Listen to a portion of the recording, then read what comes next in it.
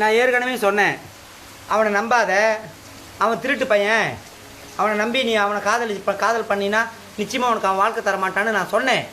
ஆனால் நீ கேட்கல. நீ இப்போ கேட்காம போயிட்டு அவங்ககிட்ட கெட்டு குட்டி செவராகி மாதமாகி வந்து நிற்கிற. இப்போ நான் எப்படி உனக்கு உதவி செய்ய முடியும்? உன் கூட பிறந்தவன் யாருமே எனக்கு கை கொடுக்குற தெரியுமா? சொல்லு. அவன் கூட பிறந்தவன் யாருமே உன்னை சேர்க்கலை, எல்லாம் உன்னை விரட்டி விட்டாங்க. சரி, போலீஸில் ரிப்போர்ட் பண்ணி அவனை யார் என்ன ஏதுன்னு பிடிச்சி உனக்கு கல்யாணம் பண்ணி வச்சிடலான்னு பார்த்தாலும் அவன் இந்தோனேஷியாக்காரன், பாஸ்போர்ட் இல்லாமல் திருடுதலமாக வந்து மலேசியாவில் நுழைஞ்சிருக்கான்.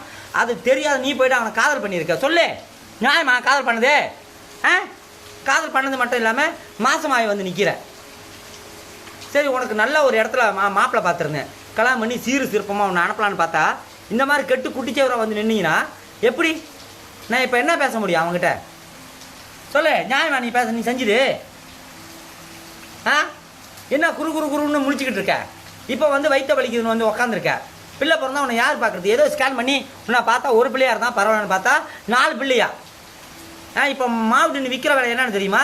அது வேறு உனக்கு சூப்பு வேறு வச்சு கொடுக்கணும். 1 கிலோ இது விரால் இறைச்சி வந்து 18 வெள்ளியா? என்ன அப்படியே மங்குற குறுன்னு செஞ்சுக்கிட்டு இருக்கிய? உனக்கு பயம் இருக்கா கொஞ்சமாக? அது வாழ்க்கையை கேட்டு குட்டி சவராக வந்து நிற்கிறிய. சொல்லு. அப்படி கோவமாக அந்த சைடு தலையை திருப்பிக்கிட்டா நான் என்ன தீர்த்தேன்? இனிமேப்பட்டாத ஒழுங்க பேச்சு கேட்பியா? கேட்க மாட்டேன். அப்பயும் ஆட்டமாக ஆடிக்கிட்டு இருப்ப நீ. ஒரு இந்தோனேஷியாக்காரன் ஒரு திருட்டுத்தனமாக வந்து மேஜில் வந்து நுழைஞ்சிருக்கான், அவனை போய் காதல் பண்ணிட்டு மாசமாக வந்து நிற்கிறேன். அவன் கூட்டாளி இங்கே பாரு, இவனும் இப்படித்தான், நீயும் இப்படித்தான். இல்லை இதுமே இனிமேல் ஒழுங்காக இருந்து தெரியுமா வீடை? இனிமேப்பட்ட இந்த காதலை போய் நீ பார்த்துக்கிட்டு இருக்கா சொல்லிட்டேன். கர்ப்பிணி பொண்ணை வந்து கொடுமை செஞ்சால் கடவுள் என்ன சோதிப்பான்? உன்னை கொடுமை செய்கிற நிலைமை கொண்டு வந்து பாட்டி வச்சிருக்கிய. சொல்லு. சரி, இனிமேப்பட்ட தப்பு செய்யாத.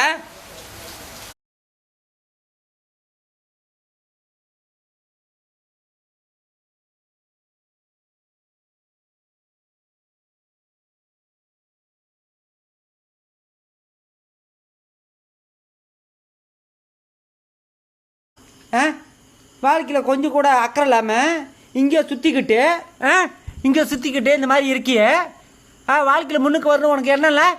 இப்படியே இருந்தால் நீ எப்போ வாழ்க்கையில் முன்னுக்கு வர போகிற? சொல்லு. நானும் பார்க்குறேன், இங்கே கிடைக்கிறத தின்னுபிட்டு இப்படியே தூங்குற.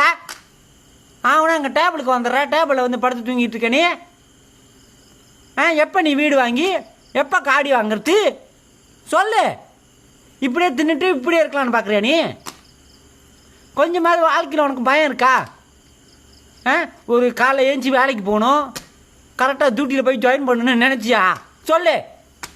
இப்படி உக்காந்துக்கிட்டு இருந்தீங்கன்னா எப்படி நீ வாழ்க்கையில் முன்னுக்கு வர போகிற? உனக்குன்னு ஒரு வீடு இருக்கா? சொல்லு. உனக்குன்னு ஒரு வீடு இருக்கா? இல்லை. இந்த திருட்டு பார்த்துக்கிட்டு இருந்தா ஆஸ்கோல் நாளைக்கு ஒழுங்கு மாதிரியாவது வேலைக்கு போயிரு சொல்லிட்டேன். இந்த வீட்டில் இருக்கக்கூடாது. சரி, தூங்கு.